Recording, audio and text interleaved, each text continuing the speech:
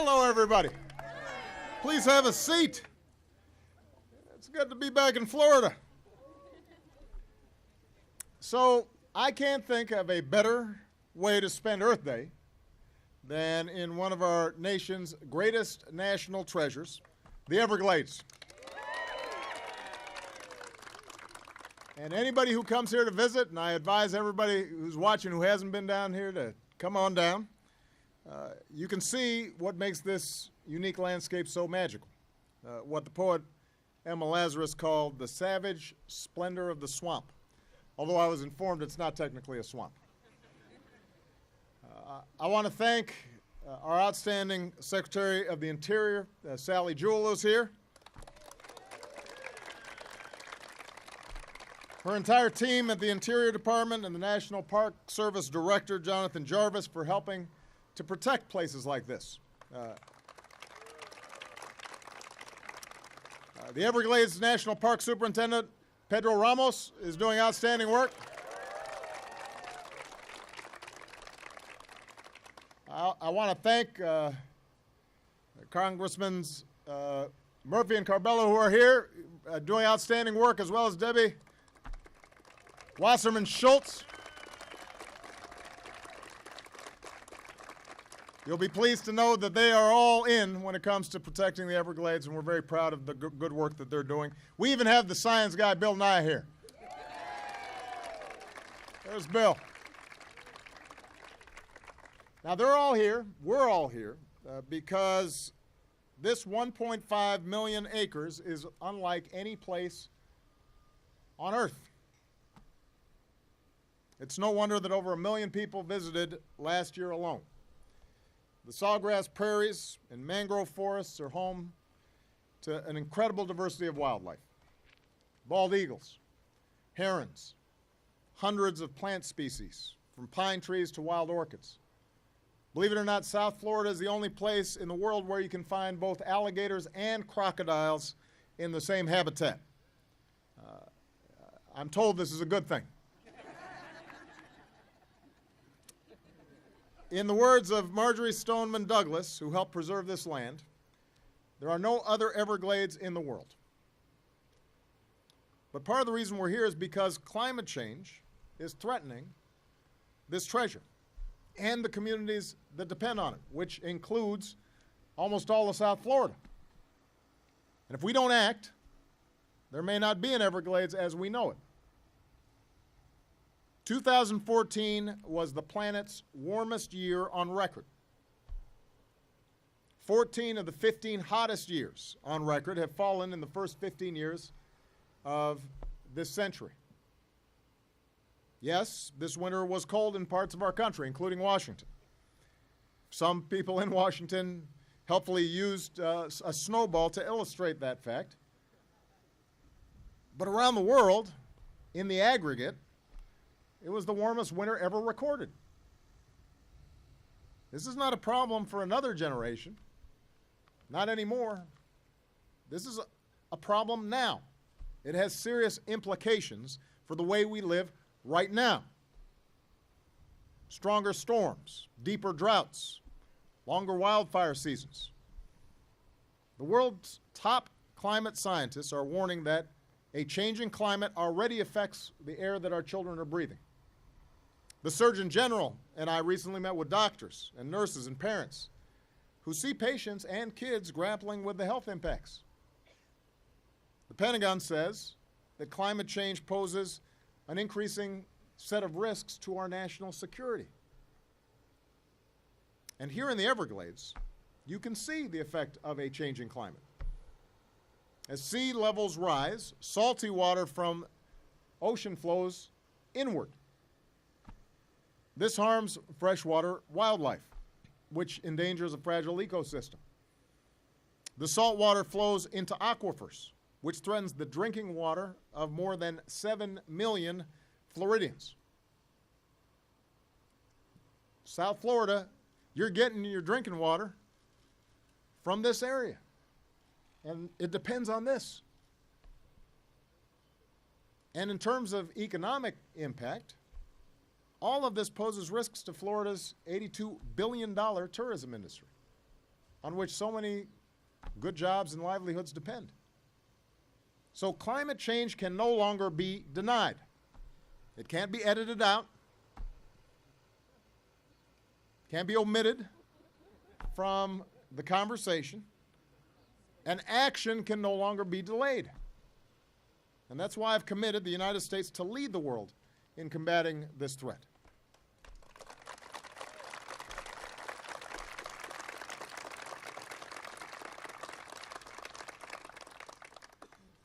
The steps we've taken over the last several years are already making a difference. We're using more clean energy than ever before. America is number one in wind power, and last year we generated 20 times more electricity from sunlight than we did in all of 2008, 20 times. We've committed to doubling the pace at which we cut carbon pollution. China, in part because of our actions, has now committed for the first time to limit their emissions. And this means that there's new hope that this year the world will finally reach an agreement to prevent the worst impacts of climate change before it's too late.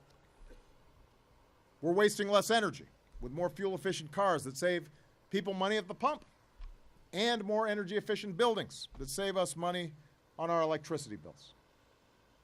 So more clean energy, improved energy efficiency, these steps can help us avoid some of the worst effects of climate change down the road. But we also have to prepare for the effects of climate change that we're already too late to avoid. If you think about it, this is like we're hitting the brakes on a car, but the car is not going to come to a complete halt right away. So some of these changes are already happening, and even if we take the right steps, we're going to have to make some adaptations. And that's why we've been working with cities and states to build more resilient infrastructure and restore natural defenses like wetlands. And today I want to announce new actions to protect our national parks and our public lands and the communities that rely on them. First, we're releasing a report showing that every dollar invested in the National Park Service generates $10 for the economy. That's a good investment.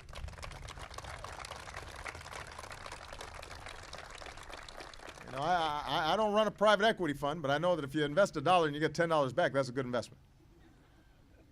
In 2014, almost 300 million visitors to our national parks spent almost $16 billion and supported 277,000 jobs. So protecting our parks is a smart thing to do for our economy. That's why I've set aside more public lands and waters than any administration in history.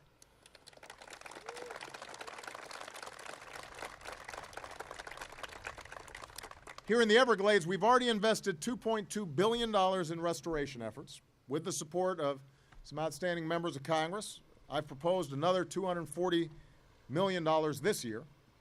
We want to restore the natural water flow of the Everglades, which we know is one of the best defenses against climate change and rising sea levels. And I'm calling on Congress. I'm calling on Congress to fully fund the Land and Water Conservation Fund, which supports this work across the country.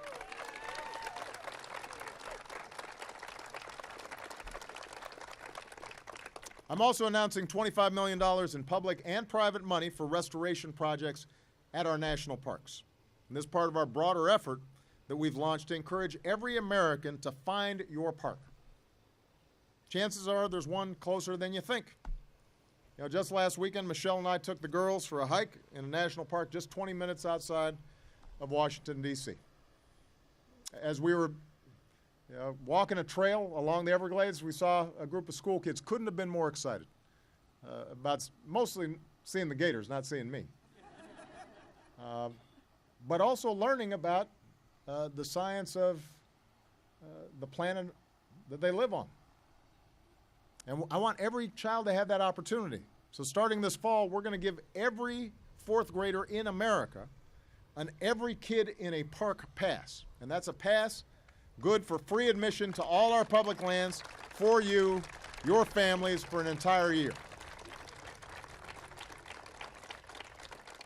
Because no matter who you are, no matter where you live, our parks, our monuments, our lands, our waters, these places are your birthright as Americans.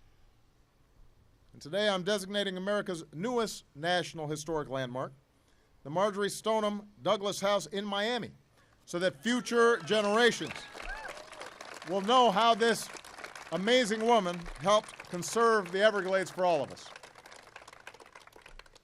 We're also working with farmers and ranchers and forest landowners to reduce net greenhouse gas emissions. I'm going to keep doing everything I can to prepare and protect America from the worst effects of climate change, including fighting for clean air, clean water. Because in places like this, folks don't have time, we don't have time, you do not have time to deny the effects of climate change.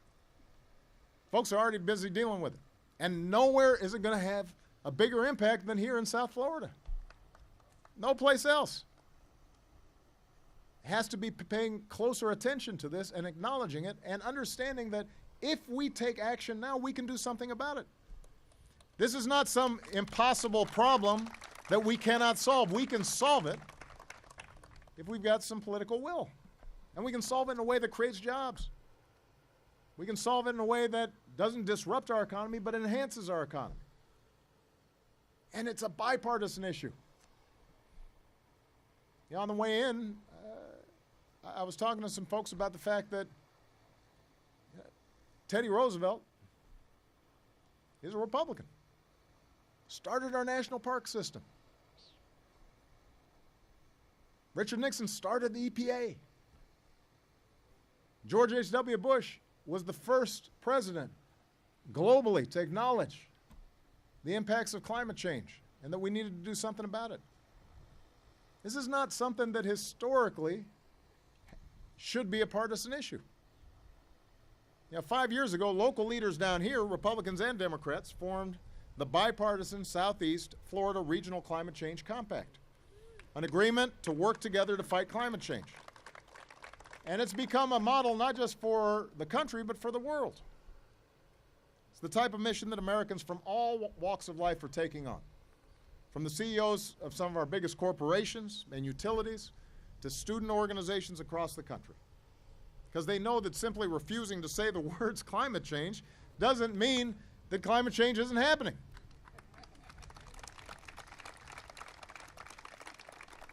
And we know that in our own lives, you know. If you got to come in storm, you don't stick your head in the sand. You prepare for the storm. You make sure our communities are prepared for climate change. And that's an economic imperative. Protecting the one planet we've got is what we have to do for the next generation. I want Malia and Sasha not only to be able to enjoy this amazing view, I want my grandchildren, way long time from now, to enjoy this amazing view. And their children after that. That's what we do as Americans, take responsibility and leave behind for our children something special. And we are blessed with the most beautiful God-given landscape in the world. It's an incredible bounty that's been given to us. But we've got to be good stewards for it. We have to take care of it. We only get to enjoy things like our amazing national parks because great Americans like Teddy Roosevelt and Marjorie Stoneman Douglas and a whole bunch of ordinary folks whose name aren't in the history books, they fought to protect our natural inheritance. And now it's our turn to ensure that this remains the birthright of all Americans for generations to come. So many people here are active in your communities doing what's needed. The young people who are here, the next generation, they're way ahead of us in understanding how important this is. Let's make sure we don't disappoint them. Let's stand up and do what's right before it's too late. Thank you very much, everybody. Thank you.